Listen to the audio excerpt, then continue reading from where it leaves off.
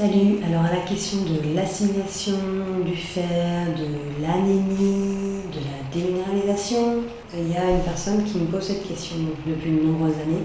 Elle cherche la cause de ses problèmes de santé. Elle a fait plein d'examens, de prise de sang, elle a pris du fer en pharmacie, elle a mangé de la viande crue, mais au bout d'un mois, ou 2 mois, je sais plus, elle a refait une prise de sang et il n'y a rien qui a changé. Elle ne sait pas pourquoi, est-ce qu'elle a un taux de fer bas, elle aimerait bien comprendre. Elle lit beaucoup de choses sur internet, sur le manque de fer. Bien sûr, ce qui va avec, c'est qu'elle a le teint terne, les cheveux ternes. Elle récupère pas au niveau de la musculation, elle a une mauvaise circulation sanguine, elle a une dénutrition globale. Elle a essayé le jus vert, elle a essayé le quinton, pour ceux qui connaissent. Elle a essayé le plan drainant, le tropoline. Elle n'a eu aucun résultat et elle désespère. Alors du coup, tous ces symptômes-là, elle se demande si c'est par rapport à sa carence en fer qui fait que elle n'arrive pas à retrouver la santé. Bon, en fait, si tu as une carence en fer, ça sert strictement à rien de prendre des compléments. Si tu as une carence en fer et que tu vois que te complémenter en fer ne change rien, c'est qu'il y a juste un souci au niveau de l'assimilation.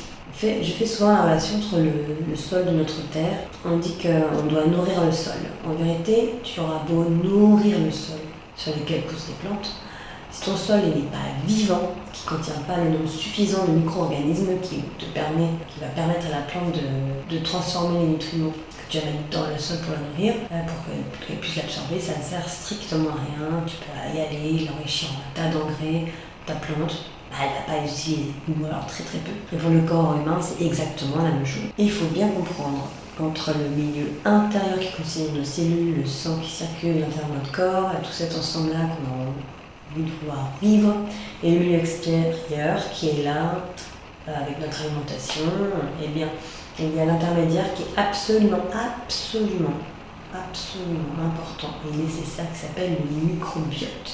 Le microbiote, c'est l'ensemble des bactéries, de micro-organismes qui vont transformer la matière brute pour la rendre assimilable par le corps. Ces petites bestioles-là vont aller détériorer la matière brute pour l'utiliser, pour donner de l'énergie au corps.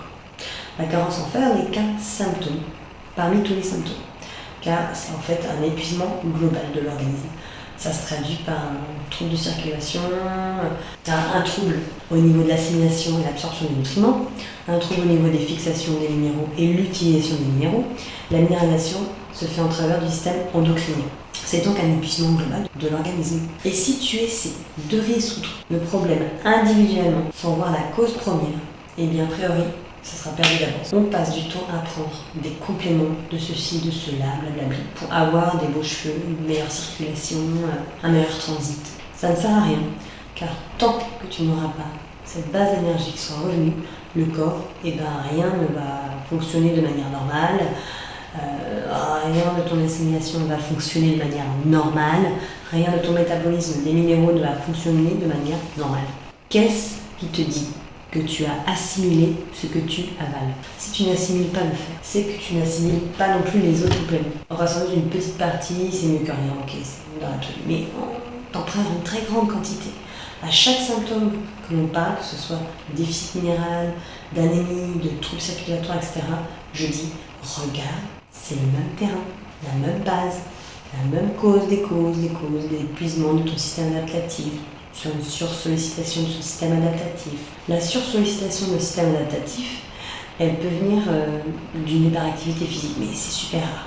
La plupart du temps, c'est pas rien, mais elle vient de notre mental. Nous ne sommes pas faits pour encaisser au quotidien une hyperactivité mentale, qui va souvent dans le sens de l'inquiétude, des pensées qui tournent en boucle. C'est ça qui nous épuise. Nous ne sommes pas pour avoir une activité mentale qui nous épuise à ce point-là au quotidien. La plupart du temps, notre inquiétude quand elle est au plus bas ne fait que rajouter à l'épuisement. C'est une espèce de cercle vicieux. Tu es épuisé et à force de t'inquiéter sur ton épuisement, tu es encore plus épuisé. La problématique première, c'est l'épuisement.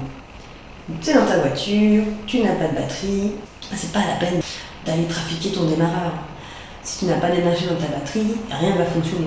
La priorité, c'est restaurer l'énergie dans ta batterie. Et comment fait-on? Nous ne sommes pas faits au quotidien pour avoir un stress chronique de faible intensité qui est toujours là, latent. Regarde les animaux dans la nature, Soit ils dorment, soit ils sont en action.